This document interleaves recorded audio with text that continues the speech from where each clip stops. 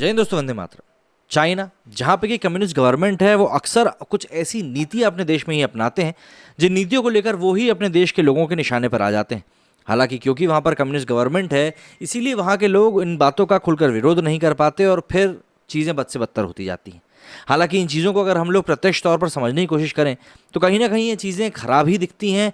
जिस तरीके से चीज़ों को होना चाहिए, दिखाई देना चाहिए, समझना चाहिए, उस तरीके से इनको लेकर कोई भी कुछ खास चीज़ बोलता नहीं है। लेकिन जब ये चीज़ें देखिए, चाइना जैसा देश जहाँ से बातें बाहर नहीं आती हैं, वहाँ से जब भी बातें बाहर आती हैं ना, वो बड़ी ही होती हैं। छोटी मोटी बातें तो इस देश से बाहर आती ही नहीं।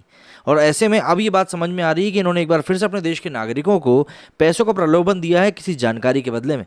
अब ऐसी कौन सी जानकारी इसके बदले में ये देश अपने ही आके नागरिकों को पैसा देने के लिए तैयार है, जान लेते हैं इस वीडियो में। चीन ने राष्ट्रीय सुरक्षा को लेकर इनामी योजना शुरू करी है। चीन सरकार ने देश की सुरक्षा के लिए खतरों की जानकारी देने वाले नागरिकों को इनाम देने की घोषणा करी है। चीन की सरकारी मीडिया की रिपोर्ट के मुताबिक देश की सुरक्षा को खतरे में डालने वाली चीज़ों की खोज से जुड़ी जानकारी या राष्ट्रीय सुरक्षा से जुड़े खतरों के बारे में जानकारी देने वाले को 11.5 लाख रुपए तक का इनाम दिया जा सकता है। देश के विरोधियों और गद्दारों की जानकारी देने पर भी इनाम दिया जाएगा।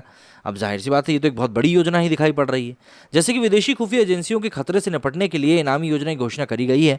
इन नए नियमों के तहत सूचना देने वाले को 10,000 से 1 लाख रुपए युआन के बीच में इनाम दिया जाएगा। सिक्योरिटी एक्सपर्ट्स का कहना है कि चीन ने राष्ट्रीय सुरक्षा उल्लंघनों के प्रति सतर्क रहने के लिए अपने नागरिकों को प्रोत्साहित किया है।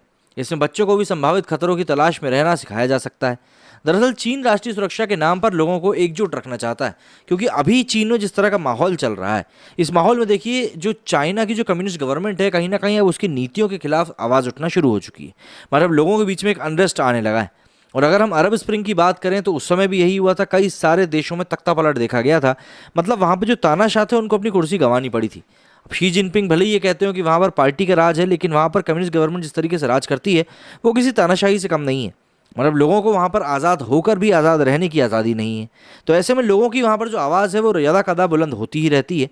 लेकिन इन सभी चीज़ों के बीच में कभी कभी क्या होता है कि गवर्नमेंट्स को ऐसे कदम उठाने पड़ते हैं। जैसे कि जो डोकलामा में हुआ था, उसको लेकर भी कहा जाता है कि दरअसल ये पूरा जो कांड हुआ था, ये कोविड के कारण चाइना की जो एक इमेज पूरी दुनिया में खराब हुई थी, उस इमेज को मतलब दुनिया के सामने ठीक करने के लिए, या यूँ कहें अपने ही यहाँ के नागरिकों की नज़रों में खुद को उठाने के लिए वो कदम उठाया गया था।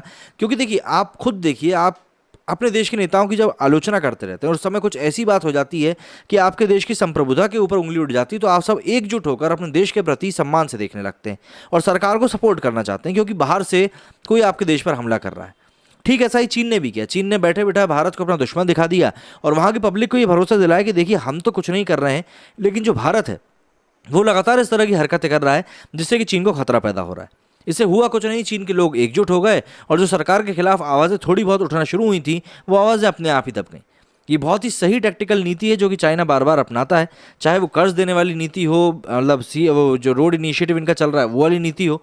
ये सभी नीतियाँ कहीं ना कहीं चाइना को एक ऐसा जमींदार के रूप में लोगों के सामने पेश कर रही हैं जिनके सामने अगर आप पैसा फेंकोगे भी तो भी कोई असर नहीं पड़ने वाला है।